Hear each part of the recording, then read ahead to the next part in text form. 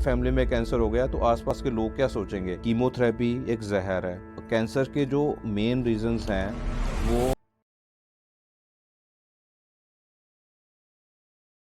I think मैं बहुत ही इसमें सिंपल वेज और वो रखूँगा फॉर द अंडरस्टैंडिंग। हमेशा मैं ये बोलते आया हूँ कि कैंसर एक सिंगल डिजीज़ नहीं है और मैं कोई एक सिंगल लाइन में इसका आंसर भी नहीं दे सकता कि कैंसर होता क्यों है और कैंसर का ट्रीटमेंट क्या है।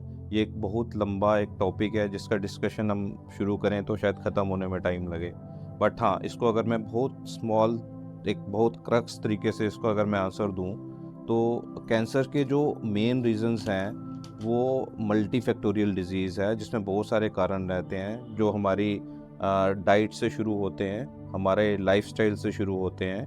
हम क्या खा रहे हैं, हमारा वर्क स्टाइल क्या है, क्या हम ज़्यादा बैठे हुए काम कर रहे हैं, हम कहाँ रह रहे हैं, हम एक्सपोज़र कितना है हमारा पॉल्यूशंस का, हम इंडस्ट्रियल एरिया में रह रहे हैं या कि हम कंट्री साइड में रह रहे हैं।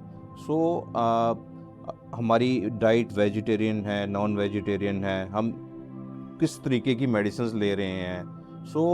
मल्टीफैक्टोरियल चीज़ें हैं जो इसमें काम करती हैं कि कैंसर बनने में जो उसको इनकरेज करती हैं।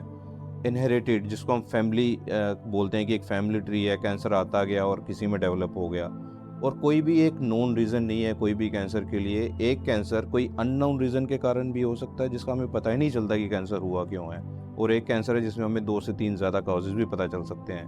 और कैंसर बेसिकली होता क्या है कि जब ये सारी चीज़ें मिलके क्या करती हैं कि नॉर्मल हमारे सेल्स डिवाइड हो रहे हैं, लेकिन ये कैंसर क्या करता है, जो हमारा डीएनए है उसको डैमेज कर देता है। और डीएनए डैमेज से क्या होता है कि एक नॉर्मल जो मल्टीप्लिकेशन है कैंसर की वो नहीं हो पा रही है, वो एबनॉर्मल मल्टीप्लिकेशन है। कहने का मतलब 2 इंटू 10 20 नहीं हो रहा, 2 इंटू 10 200 हो रहा है। ये 200 एक एबनॉर्मल चीज़ है जिससे कि कोई भी ग्रोथ बहुत जल्दी बनती है और एक ट्यूमर का साइज़ बन जाता है जिसको हम किसी भी तरीके से कैंसर बोल सकते हैं। और हर एक गांठ कैंसर होती नहीं है, कुछ चीज़ें ऐसी हैं जो नॉन कैंसरस भी होती हैं।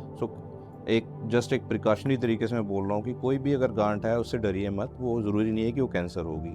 वो एक नॉन कैंसर की गांठ भी हो सकती है, लेकिन उसको दिखाना ज़रूरी है।